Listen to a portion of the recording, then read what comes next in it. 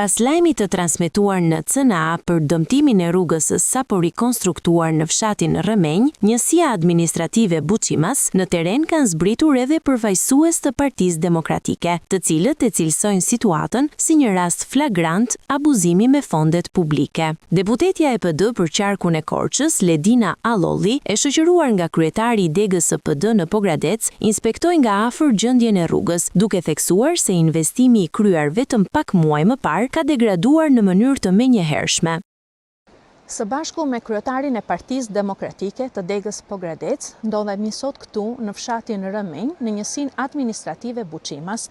për të parë nga afër problematikën e rrugës që ka ndodhur pikërisht në këtë fshat, dhe pamjet nga mbrapa tregojnë se çfarë realisht ka ndodhur me rrugën, e cila është një abuzim i hapur me investimet publike dhe një model i pastër i korrupsionit. Është një rrugë e cila është inauguruar vetëm pak muaj më përpara, një investim i cili ka kushtuar 800 milion lek dhe siç e shihni, rezultati është i dukshëm. Çka do të thotë që banorët e kësaj zone kanë probleme të mëdha për arsye sepse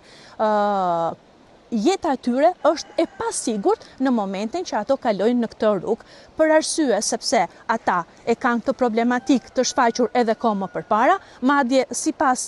bisedave që ne kemi zhvilluar me ta, ata e kanë reflektuar të lloj problematike dhe çfarë do të ndodhte, por sot ndodhen në këto kushte dhe asnjë lloj reagimi nuk ka pasur për këta banor për mënyrën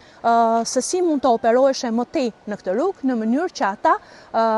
të ecin të sigurt pikërisht në këtë rrugë. Kjo rrugë do të shkaktoj problematika të mëtejshme, të cilat mund të vinë deri në bllokimin e kësaj lagje të Rëmenjit,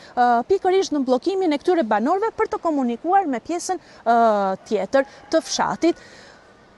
Pikërisht sot ne i bëjmë një thirrje organeve kompetente që të marrin menjëherë masa për të ndërhyrë te kjo rrugë në mënyrë që të sigurojnë masa për jetën e qytetarëve dhe për sigurinë e banorëve të cilët përdorin këtë lloj rruge. Nga ana tjetër ju bëjmë thirrje organeve kompetente që të shikojnë mënyrën e kryerjes së punimeve dhe të marrin në dorëzim dosjen e cila reflekton punimet që janë kryer në këtë rrugë dhe nga ana tjetër përgjegjësi për kompaninë pikërisht zbatuese të punimeve në mënyrë që të merren masat e nevojshme dhe të mos rrezikohet më tej jeta e banorëve apo një izolim i kësaj zone nga pjesa tjetër e njësisë administrative. Edhe kryetari i degës së PD në Pogradec, Oligert Muçllari, ngriti akuza të drejtpërdrejta ndaj bashkisë, duke e konsideruar këtë investim si të dështuar dhe të papërgjegjshëm.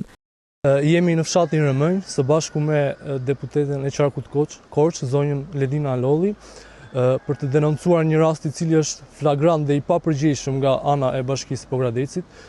Kjo tregon ashtu si kundër edhe në shumë investime të tjera të papërgjegjshme, edhe në këtë rast bashkia Pogradec,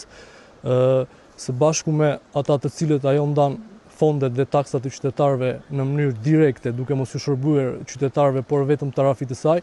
ka kryer përsëri një investim i cili ka vlerën e mbi 800 milion lek investim, çka do të thotë që edhe pse është inauguruar para disa kohësh, ky investim është i gjithë i përtokë dhe është shëmbur shumë shpejt. Kjo tregon edhe një herë atë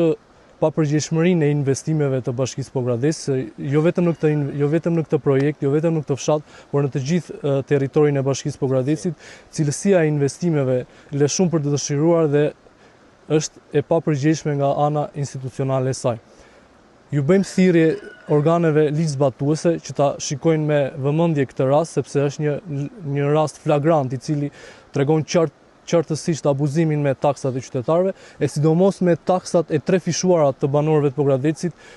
që me ardhin në krye të bashkisë të zotit Ilir Xhakolli. Edhe një herë ne si Parti Demokratike dënojmë këto akte të papërgjegjshme dhe gjithashtu jemi dhe do të jemi gjithmonë në mbështetje të qytetarëve, jo vetëm në fshatin Rëmenj, por në të gjithë bashkinë e Pogradecit, me qëllim mbështetjen e tyre dhe me qëllim zgjidhjen e problemeve nga ana artificiale e shkaktuar nga bashkia Pogradec. Ndërkohë, banorët e zonës vijojnë të kërkojnë ndërlyrje të menjëhershme për riparimin e rrugës, duke theksuar se dëmtimet po përkeqësohen ditaditës dhe po rrezikojnë izolimin e lagjes. Ata kërkojnë që institucionet përgjegjëse të marrin masa konkrete për të garantuar sigurinë dhe rikthimin e investimit në funksion të komunitetit.